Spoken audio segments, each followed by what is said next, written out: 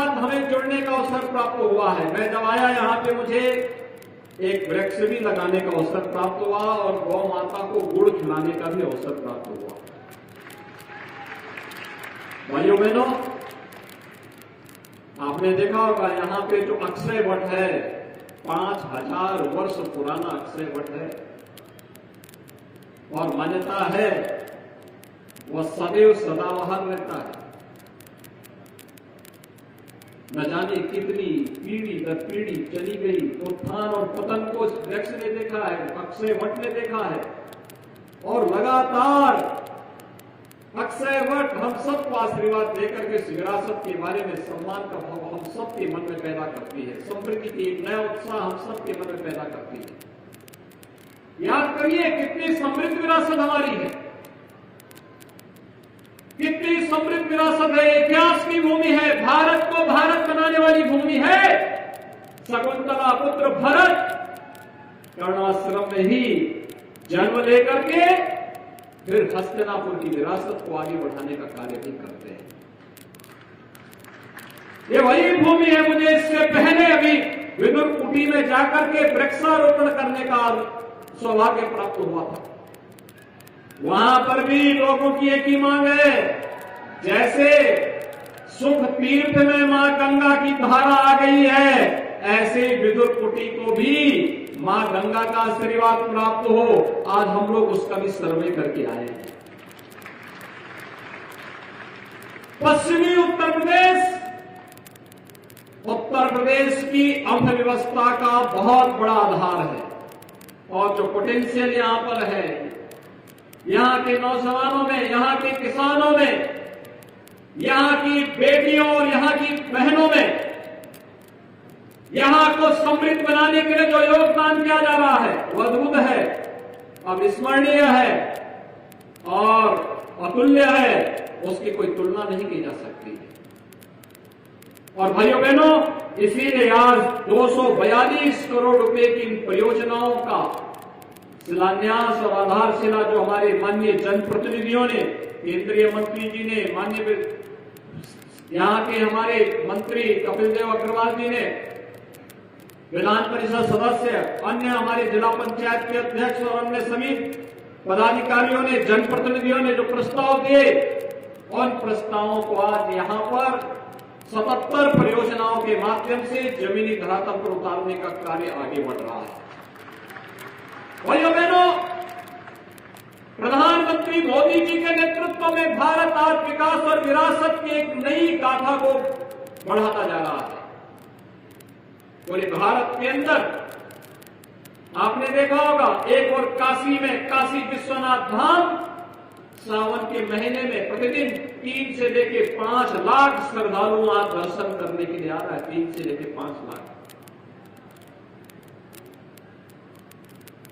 एक और काशी विश्वनाथ धाम का निर्माण, दूसरी ओर केदारपुरी में केदारनाथ धाम का पुनरुद्धार का कार्य, बद्रीनाथ धाम का पुनरुद्धार का कार्य, सोमनाथ मंदिर के सुंदरीकरण का अद्भुत कार्य, महाकाल के महालोक के पुनरुद्धार का कार्य भी संपन्न हुआ है और वर्तमान में अयोध्या में भगवान राम का भी भव्य मंदिर के निर्माण का कार्य भी चरम पर पहुंच रहा है।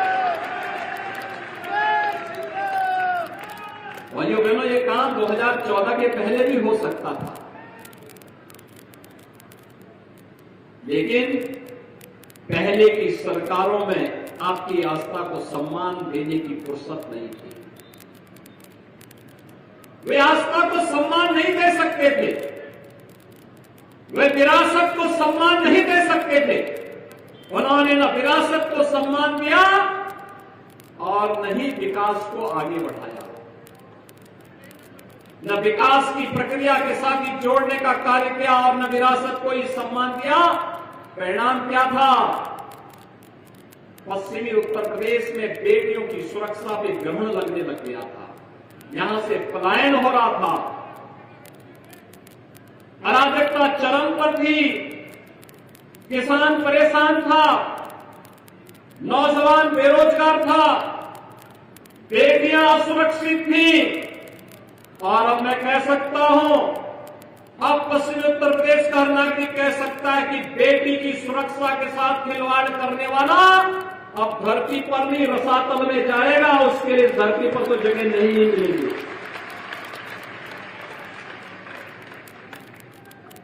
अब कोई यहां प्लान नहीं करा सकता है। यहां के किसानों को, यहां के व्यापारियों की सुरक्षा की गारंटी डबल इंजन की सरकार दे रही है। पलायन कराने वाले स्वयं पलायन कर गए।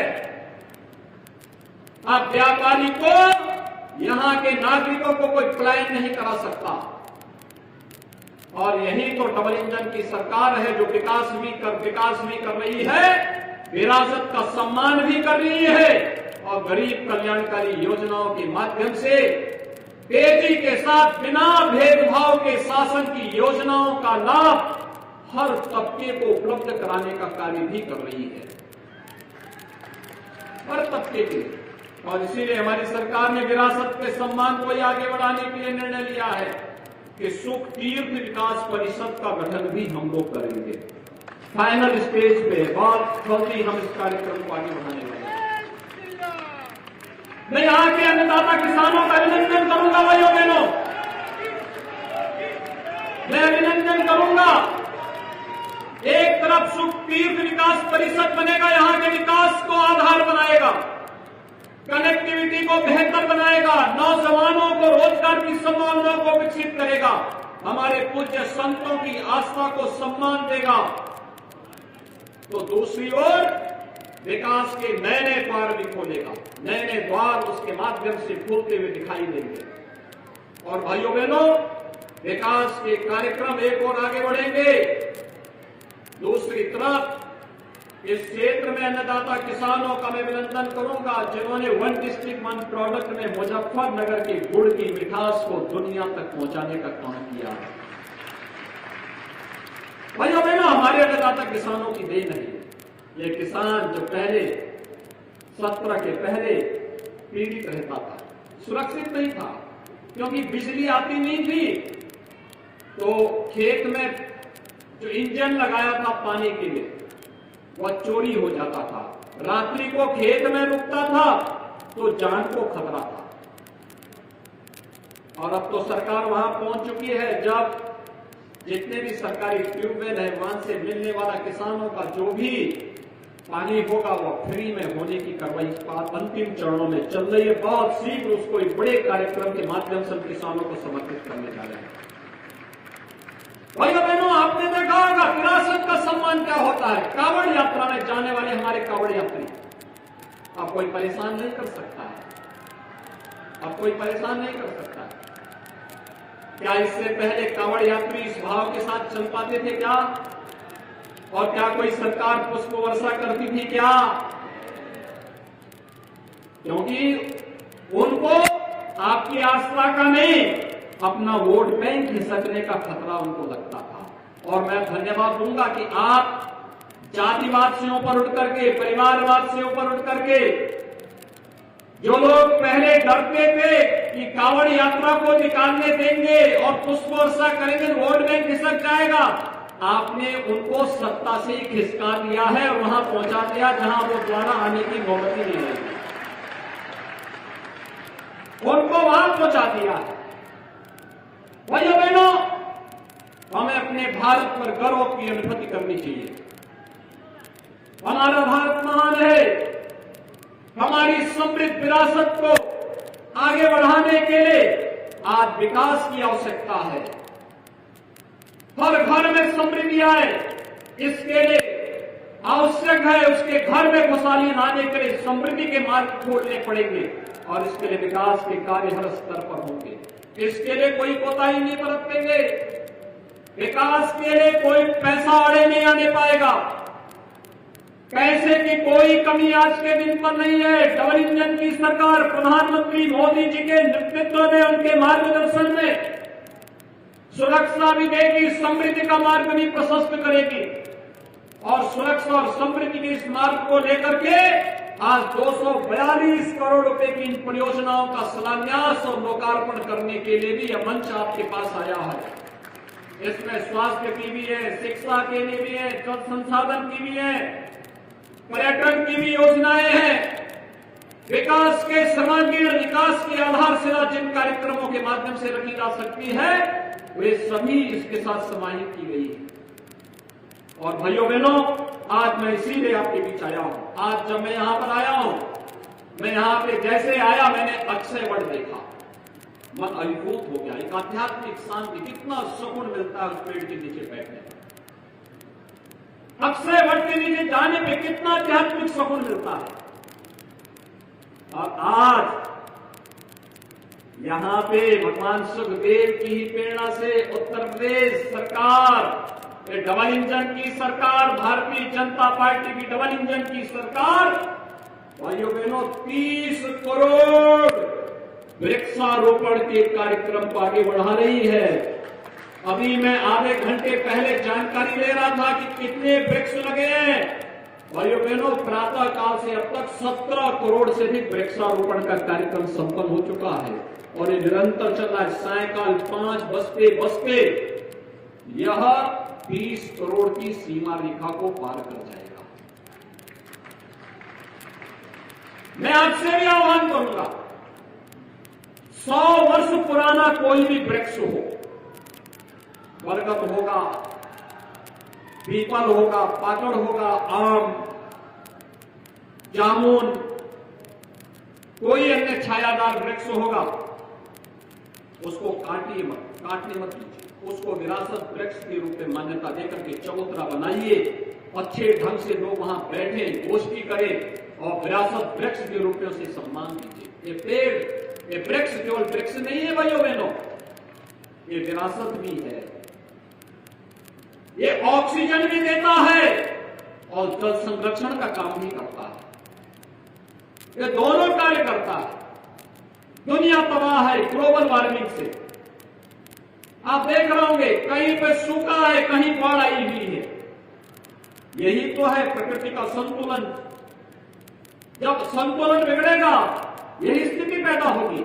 हम अधिक से अधिक वृक्ष लगाएं, विरासत वृक्षों का संरक्षण करें और जितने भी लोग हैं, जितनी बड़ी सभा यहां पर है, इतनी ही मैं वहां पे बिजनौर में भी संबोधित करके आया और मैंने वहां पे भी देखा, हर व्यक्ति संकल्प लेके गया था आज एक पेड़ जरूर लगाएंगे, एक वृक्ष जरूर लगाएंगे और लगाना ही नहीं उसकी सुरक्षा भी करेंगे। पीएम आवास योजना के साथ साथ आंगनबाड़ी जितने भी कार्य करती है उनके द्वारा सहजन के पेड़ लगाए जा रहे हैं। हमारे अन्नदाता किसानों के द्वारा इमारती लकड़ियों के पेड़ लगाए जा रहे हैं। हर छात्र और युवाओं के द्वारा फल देने वाला पेड़ लगाया जा रहा है। हमारे यहां तो मान्यता है कि मां का दूध किसी को तभी फलीभूत होता है जब वो एक फलदार पेड़ लगाता है। याद रखना, फलदार वृक्ष लगाना किसी भी व्यक्ति के लिए मां के ऋण से उऋण होने जैसा होता है। और भाइयों बहनों, इसीलिए हमें इन वृक्षों को लगाना, नए औषधीय वृक्षों को लगाएं, फलदार वृक्षों को लगाएं। सरकार भी दे रही है, अपने स्तर पर भी प्रयास करिए। आप देखना, जब प्रकृति की सुंदरता रहेगी, प्रकृति हरी भरी रहेगी, जल संसाधनों की कमी नहीं होगी और स्वतः ही खुशहाली आएगी। समृद्धि से खुशहाली की ओर का मार्ग प्रशस्त करता है ये वृक्षारोपण का अभियान और आज हम सब उसी के साथ जुड़े हुए हैं। भाइयों बहनों, मैं आप सबको आज के इस अवसर पर आश्वस्त करने के लिए आया हूं कि डबल इंजन की सरकार बोलती नहीं है, करके दिखाती है, करके दिखाती है।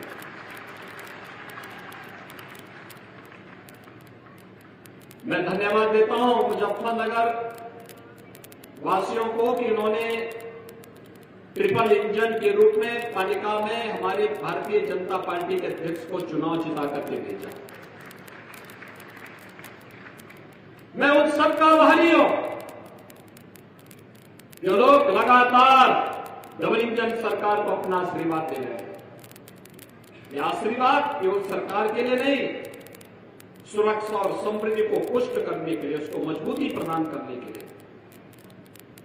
उन भ्रष्टाचारियों के लिए एक संदेश है, उन माफिया और अपराधियों के लिए एक संदेश है जो गरीबों के हक में डकैती डालते थे, व्यापारियों की जबरन वसूली करने का कार्य करते थे और बहन बेटियों की सुरक्षा में सेल लगाने का कार्य करते थे। उन लोगों के लिए डबल इंजन की सरकार एक महाकाल है, महाकाल, और उनको चेतावनी देने का एक संकेत भी है कि हम लोग सबकी सुरक्षा और समृद्धि की बात करते हैं। योजनाओं का लाभ सबको मिल रहा है और योजनाओं का लाभ जब सबको मिल रहा है तो फिर जब सरकार के स्तर पर भेदभाव नहीं, तो फिर सरकार भी उम्मीद करती है कि सबका आशीर्वाद डबल इंजन सरकार को मिले और हम समृद्धि का मार्ग हर घर तक, हर द्वार तक पहुंचाने का कार्य कर सके। आज के इस अवसर पर मैं आप सबसे भी अपील करूंगा, वृक्षारोपण महाअभियान के साथ आप में से अगर कोई जुड़ नहीं पाया है तो जरूर एक वृक्ष जरूर लगाइएगा।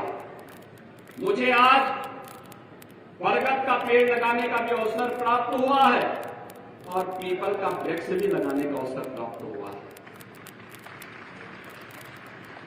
ये लगातार चल रहा है, हर सरकार का मंत्री अलग अलग जनपदों में जाकर इस कार्यक्रम के साथ जुड़ रहा है।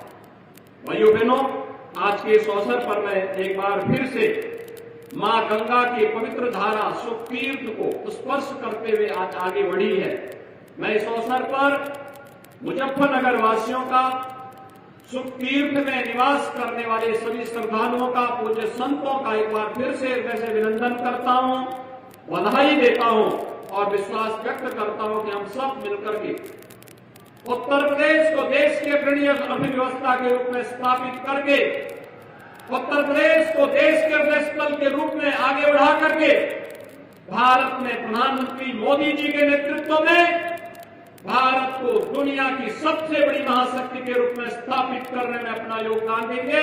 आप सबके प्रति एक बार फिर से हृदय से अपनी शुभकामनाएं देता हूं और इस पवित्र भागवत भूमि को कोटि कोटि नमन करते हुए आप सबके सुख और समृद्धि की कामना करते हुए अपनी वाणी को विराम देता हूं।